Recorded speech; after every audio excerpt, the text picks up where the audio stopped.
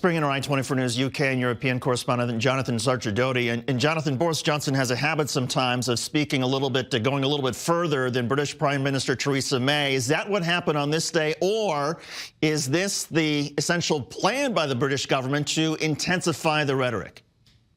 Well, initially, remember, the Prime Minister, Theresa May, said that it was highly likely Russia was responsible. Then yesterday, the UK's Defence Secretary, Gavin Williamson, said that Russia should go away and shut up. And today, Boris Johnson, the Foreign Secretary, said it was overwhelmingly likely, and then pointed the finger directly at Vladimir Putin. So you can see that there has been something of an escalation in the language that Britain has been using, if only in a subtle way. Whether or not it's official or not, we can't know. The Foreign Office and the Prime Minister's office were asked, but they haven't really commented on whether Boris Johnson's language was intentionally ratcheting up those tensions. In the meantime, as you said, the Kremlin has strongly denied all of this, and they call out Britain for using this increasingly inflammatory language. Boris Johnson is probably the man of the hour today in the UK, but I'm wondering if there are calls in the UK to back up his words with actions against President Putin, and not only against his circle. But to a different development now, Jonathan, a new theory has emerged that the poison might have been planted in the suitcase of Sergei Skripal's daughter just before she left Moscow. How does that work? What are the implications?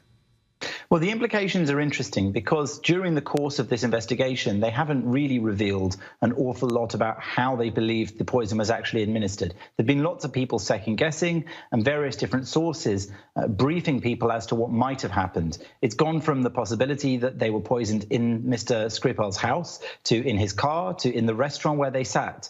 But now this latest report in the Telegraph newspaper says that possibly Yulia Skripal brought the poison over in her own suitcase, perhaps impregnated into her clothing or a present, something which might have then been opened or touched at some point during that journey that the Skripals took. And that would mean that there may not actually be a suspect seen in these CCTV images that we can see now. There may not have been a suspect who police can find and look for as a direct assailant, let's say, somebody who administered the poison. If she did it herself and the poison was put in her bag in Russia, that could make the job of proving a direct link all that much harder. Jonathan, a man by the name of Nikolai Glushkov was found dead in Great Britain this week as well, and now his death is also being investigated as a murder case? Yes, Nikolai Glushkov was found dead in his home, and he was, of course, found dead in New Malden. It's understood that his daughter found him there. He was a prominent Kremlin critic who was the director of the Russian airline Aeroflot during the 1990s. In 1999, he was charged with money laundering and fraud and spent 5 years in jail. He then fled to the UK in 2004, and in 2010 was granted political asylum here.